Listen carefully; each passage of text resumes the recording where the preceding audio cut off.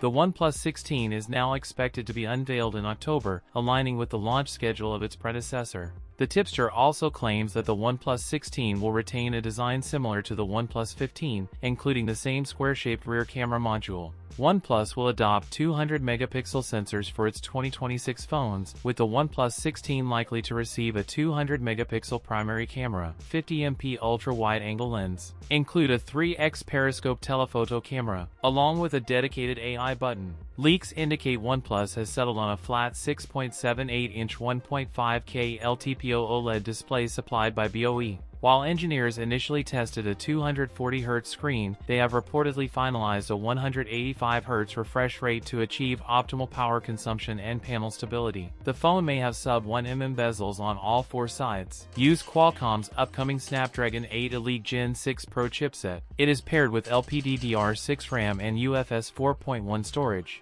Include a massive 9000 mAh battery, paired with 120W wired and 50W wireless charging. OnePlus has not confirmed any details officially. The OnePlus 16 is expected to debut in China around October 2026. That's it for today's video. If you enjoyed it, don't forget to like, comment, and subscribe for more content. Thanks for watching, and I'll see you in the next one.